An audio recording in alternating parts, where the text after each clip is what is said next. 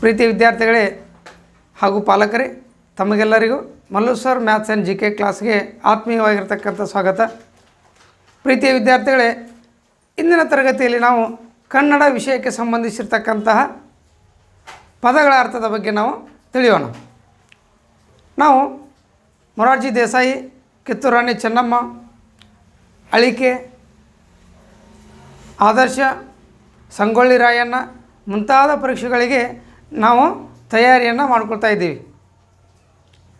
ಯಾವ ರೀತಿಯಾಗಿ ನಾವು ಗಣಿತ ಎಲ್ಲ ವಿಷಯಗಳು, ಗಣಿತ ಆಗಿರ್ಬೋದು, ಪರಿಸರ ಆಗಿರ್ಬೋದು, ಸಾಮಾನ್ಯ ಜ್ಞಾನ ಆಗಿರ್ಬೋದು, ಹೌದಲ್ಲ, ಎಲ್ಲ ವಿಷಯಗಳು ಎಷ್ಟೆಷ್ಟು ಅಂಕದ ಇರ್ತಾವೆ ಅಂತಂದ್ರೆ 20 ಅಂಕಗಳದ್ದು ಇರ್ತಾವೆ.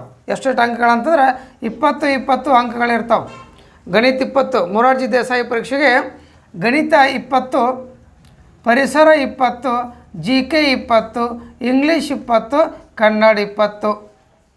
ಕೇವಲ ನಾವು ಗಣಿತನ ಮಾತ್ರ ಅಭ್ಯಾಸ ಮಾಡಿದರೆ ಕೇವಲ ನಾವು ಎಷ್ಟು ಮಾರ್ಕಸ್ ತೊಗೊಳಕ್ಕೆ ಎಬಿಲಿಟಿ ಹಾಕಿವಿ ಅಂತಂದ್ರೆ 20 ಅಂಕಗಳನ್ನು ತೆಗೆದುಕೊಳ್ಳಲಿಕ್ಕೆ ನಾವು ಎಬಿಲಿಟಿ ಹಾಕಿವಿ. ತಿಳಿತೈತಲ್ರಿ? ನಾವು ಮೊರಾರ್ಜಿ ಆಗಿರ್ಬೋದು, ಕಿತ್ತೂರು ರಾಣಿ ಚೆನ್ನಮ್ಮ ಆಗಿರ್ಬೋದು, ಸೈನಿಕಕ್ಕೂ ಸಹಿತ ಕನ್ನಡ ವಿಷಯ ಇರ್ತೈತಿ. ಅದಾಗತ್ರಿ. ಅದಕ್ಕೆ ನಾವು ಏನು ಮಾಡಬೇಕಾಗೈತಿ ಅಂತಂದ್ರೆ ಈ ಗಣಿತ, ಪರಿಸರ, GK ಹೌದಲ್ರಿ, ಕನ್ನಡ ಎಲ್ಲ ವಿಷಯದೊಳಗೂ ಕನ್ನಡನೂ ಸಹಿತ ಭಾಳ ಇಂಪಾರ್ಟೆಂಟ್ ಆಗಿರ್ತೈತಿ. ಅದಾಗತಿ. ಬಟ್ ನಾವು ಗಣಿತನ ಬಾಯ್ಪಾಟ್ ಮಾಡೋಕ್ಕೆ ಬರೋದಿಲ್ಲ, ನಾವು ಬಿಡಿಸ್ಬೇಕಾಕತಿ, ಪ್ರಾಕ್ಟೀಸ್ ಮಾಡ್ಬೇಕಾಕತಿ. ಬಟ್ ಆದ್ರೆ ನಾವು ಕನ್ನಡವನ್ನು ಏನು ಮಾಡ್ಬೇಕಾಕತಿ ಅಂದ್ರೆ ನಾವು ಬಾಯ್ಪಾಟ್ ಮಾಡ್ಬೇಕಾಕತಿ, ಕಂಠಪಾಠ ಮಾಡ್ಬೇಕಾಕತಿ. ನೋಡಿರಿ, ಇಂದಿನ ವಿಷಯ ಏನು ಅಂತಂದ್ರೆ ಈ ಅಧ್ಯಾಯ 2 5ನೇ ತರಗತಿ ಒಳಗೆ 2ನೇ ಅಧ್ಯಾಯದಲ್ಲಿ ಬರ್ತಕ್ಕಂತಹ ಪಾಠ ಯಾವುದು ಅಂದ್ರೆ ನದಿ ಆಳಲು. 2ನೇ ಅಧ್ಯಾಯ ಯಾವುದು ಅಂತ ನದಿ ಆಳಲು. ಈ ಒಂದು ನದಿ ಆಳಲು ಪಾಠವನ್ನು ಬರೆದವ್ರು ಯಾರಂದ್ರೆ ಸಮಿತಿ ರಚನೆ. ಏನು ಸಮಿತಿ ಇರ್ತೈತಲ್ರಿ, ಆ ಸಮಿತಿಯವ್ರು ಕುಡ್ಕೊಂಡು ಏನು ಮಾಡ್ಯಾರ ಅಂತಾರೆ ಈ ನದಿ ಆಳಲು ಪಾಠವನ್ನು ಬರ್ದಾರ. ಇರಲಿ, ನಮಗೇನು ಅಂತಂದ್ರೆ ಈ ಪದಗಳ ಅರ್ಥದ ಬಗ್ಗೆ ನಾವು ಯಾಕೆ ತಿಳ್ಕೊಬೇಕಾಗೈತಿ ಅಂತಂದ್ರೆ ಪರೀಕ್ಷೆಗಳಲ್ಲಿ 2 ಅಥವಾ 3 ಅಂಕಕ್ಕೆ ಕೆಳಗೆ ಕೇಳ್ತಾರೆ. ಅವನು 2 ಅಥವಾ 3 ಮಾರ್ಕ್ಸಕ್ಕೆ ಕೆಳಗೆ ಕೇಳ್ತಾರೆ. ಅರ್ಥಕತ್ರಿ? ಅದಕ್ಕೆ ಕನ್ನಡ ವ್ಯಾಕರಣ ಹಿಡ್ಕೊಂಡು, ವ್ಯಾಕರಣ ಅಂದರೆ ಏನು, ಕನ್ನಡ ವರ್ಣಮಾಲೆಯಲ್ಲಿ ಎಷ್ಟು ಅಕ್ಷರಗಳದಾವೆ, ಸ್ವರಗಳು ಎಷ್ಟದಾವೆ, ವ್ಯಂಜನಗಳು ಎಷ್ಟದಾವೆ, ಅರ್ಥಕತ್ರಿ, ಯೋಗವಾಹಗಳು ಎಷ್ಟದಾವೆ. ಅಲ್ಲದೆ ಇವು ಅಲ್ಲ ಲಿಂಗಗಳು, ವಚನಗಳು, ವಿಭಕ್ತಿಗಳು, ವಿಭಕ್ತಿ ಪ್ರತ್ಯಯಗಳು, ಸಂಧಿಗಳು, ಹೌದಲ್ರಿ, ಅನೇಕ ಏನಪ್ಪ ಅಂತಂದ್ರೆ ಕನ್ನಡ ವಿಷಯಕ್ಕೆ ಸಂಬಂಧಿಸಿರ್ತಕ್ಕಂಥದ್ದನ್ನು ವಿಷಯಗಳನ್ನು ನಾವು ಕೇಳ್ತಾರೆ. ಅರ್ಥಾಗತಿ. ಅದ್ರಾಗ ಬರ್ತಕ್ಕಂತಹ 20 ಅಂಕಗಳಲ್ಲಿ 2 ಅಥವಾ 3 ಮಾರ್ಕ್ಸಿಗೆ ಕೇಳ್ತಕ್ಕಂಥದ್ದು ಯಾವುದು ಅಂತಾರೆ ಪದಗಳ ಅರ್ಥ. ಸರೇನ್ರಿ, ಈ ಪಾಠ ಬಾಯ್ಪಾಟ್ ಮಾಡಿದ್ರೆ ಮುಗಿತೇನ್ರಿ ಈ ಪಾಠದ್ದು?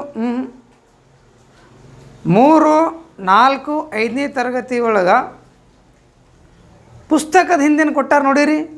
ಪುಸ್ತಕದ ಹಿಂದೆ ಆ ಪದಗಳ ಅರ್ಥ ಅಂತ ಕೊಟ್ಟಿರ್ತಾರೆ. ಆ ಪದಗಳ ಅರ್ಥ ಏನು ಕೊಟ್ಟಿರ್ತಾರಲ್ರಿ, ಅವನು ಒಂದು ಸೈಡ್ ಬರ್ಕೊಂಡು ನಾವೇನು ಮಾಡ್ಬೇಕಂತಂದ್ರೆ ಅವನ ಓದ್ಕೋಬೇಕು. 10 ಸಲ 20 ಸಲ ಓದ್ಕೊಂಡು ಪ್ರಾಕ್ಟೀಸನ್ನು ಮಾಡ್ಕೊಂಡಿವಿ ಅಂತಂದ್ರೆ ಆ ಎಕ್ಸಾಮ್ದಾಗ ನಮಗೆ ಹೆಂಗೆ ಬರ್ಬೇಕಂತಂದ್ರೆ ದಡಕ್ಕಣ ಬರ್ಬೇಕು. ಏನು ಕೊಟ್ಟಿರ್ತಾರೆ, ಎಕ್ಸಾಂಪಲ್ ಸಂಕುಲ ಈ ಪದದ ಅರ್ಥ ಅಂತ ಕೊಟ್ಟಿದ್ರು ಅಂತಾರೆ, ನಮಗೆ ದಡಗ್ನ ಆನ್ಸರ್ ಹಾಕಕ್ಕೆ ಬರಬೇಕು. ಸಮೂಹ ಅಥವಾ ಗುಂಪು ಎರಡರಾಗ ಒಂದು ಕೊಟ್ಟಿರ್ತಾರೆ. ಅರ್ಥತ್ತಲ್ರಿ, ಸಮೂಹ ಅಥವಾ ಗುಂಪು. ಹಿಂಗೆ ನಾವು ಆನ್ಸರ್ ಏನು ಬರಬೇಕು ಅಂತ ನಮ್ಮ ದಡಗ್ನ ಹಾಕಕ್ಕೆ ಬರಬೇಕು. ಯಾವಾಗ ಹಾಕಕ್ಕೆ ಬರ್ತೈತಿ ಅಂತ ನಾವು ಪ್ರಾಕ್ಟೀಸ್ ಮಾಡಿದರೆ ಅಷ್ಟೇ ಬರ್ತೈತೆ. ಅದು ಪ್ರಾಕ್ಟೀಸ್ ಮಾಡಲಿಕ್ಕೆ ಬರೋದಿಲ್ಲ. ಅದು ಯಾವುದಾದ್ರೂ ಒಂದು ಹಾಕಿ ಬಂದುಬಿಡ್ತೀವಿ, ನಾವು 100ಕ್ಕೆ 100 ಟಚ್ ಮಾಡಿ ಅಂತ ಬರ್ತೀರಿ. ಬಟ್ ನಾವು ಬೀಳತಕ್ಕಂಥದ್ದು ಅಂಕಗಳು ಕಡಿಮೆ ಆಗಿರ್ತಾವೆ. ಅದಕ್ಕೆಲ್ಲ ವಿಷಯಗಳನ್ನ ಏನು ಮಾಡ್ಬೇಕು ರೀ, ಪರ್ಫೆಕ್ಟಾಗಿ ಓದ್ಬೇಕು. ತಿಳಿತಲ್ರಿ? ಓಕೆ. ಹಾಗಾದ್ರೆ ಈ ನದಿ ಆಳಲು ಈ ಪಾಠದಲ್ಲಿ ಬರ್ತಕ್ಕಂತಹ ಪದಗಳ ಅರ್ಥಗಳು. ಓಕೆ, ಆ ಅರ್ಥಕತ್ರಿ. ಮೊದಲಿಂದ ನೋಡ್ರಿ, ಇದೇನಿದು ಅಂತರ್ಧಾನ. ಏನದು ಅರ್ಥಗತಿ? ಅಂತರ್ಧಾನ. ಈ ಪದದ ಅರ್ಥ ಏನು ಅಂತಂದ್ರೆ ಕಣ್ಮರೆಯಾಗು ಅಥವಾ ಮಾಯವಾಗು ಅಂತ ನಂಗೆ ಏನೇನು ಹೇಳ್ರಿ, ಕಣ್ಮರೆಯಾಗು, ಮಾಯವಾಗು. ಅರ್ಥಗತಿ. ನೆಕ್ಸ್ಟ್ ಪದ ಏನಪ್ಪ ಅಂತಾರೆ ಅನಾಹುತ. ಅನಾಹುತ ಪದಕ್ಕೆ ಯಾವ ಅರ್ಥ ಐತೆ ನೋಡ್ರಿ, ತೊಂದರೆ, ಏನ್ರಿ, ವೆರಿ ಗುಡ್. ನೆಕ್ಸ್ಟ್ ಆತಂಕ ಯಾವುದ್ರಿ? ಕೊಳಕು, ಗುಳ್ಳೆ, ಚಿಕಿತ್ಸೆ, ಶುಶ್ರೂಷೆ, ಚಿಂತೆ, ಜಲಚರ,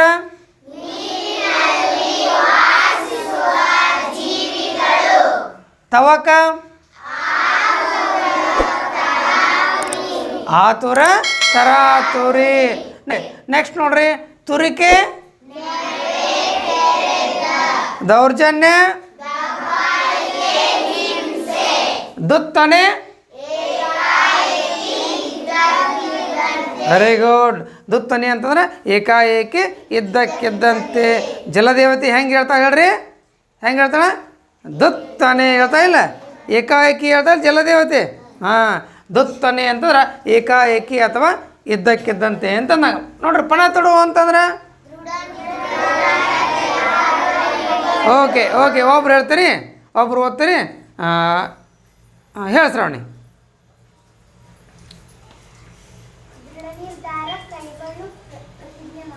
ವೆರಿ ಗುಡ್. ದೃಢ ನಿರ್ಧಾರ ಕೈ ಏನದು? ಪ್ರತಿಜ್ಞೆ ಮಾಡುವಂತಂದ್ರೆ ದೃಢ ನಿರ್ಧಾರ ಕೈಗಳು ಪ್ರತಿಜ್ಞೆ ಮಾಡು ಅಂತಂದಾಗ. ನೆಕ್ಸ್ಟ್ ಮಾಲಿನ್ಯ ರಹಿತ ಅಂತಂದ್ರೆ ಮಲಿನತೆ ಇಲ್ಲದ, ಕೊಳೆ ಇಲ್ಲದ. ನೆಕ್ಸ್ಟ್ ಮೂರ್ಛೆ ಅಂತಂದ್ರೆ ಪ್ರಜ್ಞೆ ತಪ್ಪು, ಎಚ್ಚರ ತಪ್ಪು. ವಿಷಕನ್ಯೆ ಅಂತಂದ್ರೆ ಇಡೀ ದೇಹ ಕೂಡಿದವಳು. ಹೌದಲ್ರಿ? ವಿಷಕನ್ಯೆ ಅಂತಂದ್ರೆ ಹೌದಲ್ರಿ? ನದಿ ದೇವತೆ ಹೆಂಗಾಗ್ಯಾಳ ಅಂತಂದ್ರೆ ವಿಷದಿಂದ ಕೂಡ್ಯಾಳ, ವಿಷಕನ್ಯೆ ಆಗ್ಯಾಳ ಅಂತ ಪಾಠದಾಗ ಬರ್ದಾಗ ಗೊತ್ತೈತಿಲ್ಲ? ನಾನು ವಿಷಕನ್ಯೆ ಆಗಿಬಿಟ್ಟಿದ್ದೀನಿ. ಹೌದಲ್ಲ? ವಿಷಕನ್ಯೆ ಆಗಿಬಿಟ್ಟಿದ್ದೀನಿ. ಎಲ್ಲ ಜನರು ಏನು ಮಾಡಕತ್ತಾರ ಅಂದ್ರೆ ಎಮ್ಮೆನೂ ಅಲ್ಲೇ ತೊಳ್ಯಾಕತ್ಯಾರ. ಕಾರ್ಖಾನೆಗಳಿಂದ ಬಂದಿರತಕ್ಕಂಥ ನೀರು ಅಲ್ಲೇ ಬಿಡಾಕತ್ಯಾರ. ಹೌದಲ್ರಿ? ನಮ್ಮ ಚರಂಡಿ ನೀರು ಸಹಿತ ಅಲ್ಲೇ ಬರಾಕತ್ತೈತಿ. ತ್ಯಾಜ್ಯ ವಸ್ತುಗಳನ್ನು ಸಹಿತ ಅಲ್ಲೇ ಬಿಡಾಕತ್ತಾರ. ಅದಕ್ಕೆ ನಾ ವಿಷಕನ್ಯೆ ಆಗೀನಿ ಅಂತ ಆ ನದಿ ಏನಪ್ಪ ಅಂತ ಅಳಲನ್ನು ತೊಳ್ಕೊಳಕತ್ತೈತಿಲ್ಲ, ಅದು ಏನಪ್ಪ ಅಂದ್ರೆ ವಿಷಕನ್ಯೆ. ನಾ ವಿಷ ಆಗಿಬಿಟ್ಟಿನಿ. ನನ್ನಲ್ಲಿರ್ತಕ್ಕಂತಹ ಜಲಚರ ಪ್ರಾಣಿಗಳು ಸಹಿತ ಏನಾಗತ್ತಾವ? ಸತ್ತು ಬಿಡಾಕತ್ಯಾವು.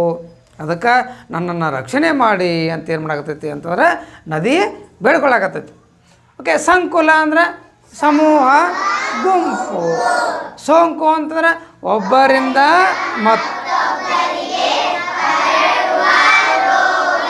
ಶೋಷಣೆ ಅಂತಂದ್ರೆ ತುಳಿತ, ಹಿಂಸೆ. ಅರ್ಥ ಆಗತ್ತಲ್ರಿ? ಇವೆಲ್ಲ ಏನಪ್ಪ ಅಂತಂದ್ರೆ ಎರಡನೇ ಪಾಠದಲ್ಲಿ ಬರ್ತಕ್ಕಂತಹ ನದಿ ಹೇಳಲು ಪಾಠದಲ್ಲಿ ಬರ್ತಕ್ಕಂಥ ಪದಗಳ ಅರ್ಥಗಳು. ಅರ್ಥ ಆಗತ್ತಿ? ಓಕೆ. ಹಾಗಾದ್ರೆ ಎರಡು ಸಲ ಹೇಳ್ತೀರಿ, ಇದ್ರ ನೋಡೋಣ. ಹೇಳ್ತೀರಿ? ಹೇಳ್ರೋಣ.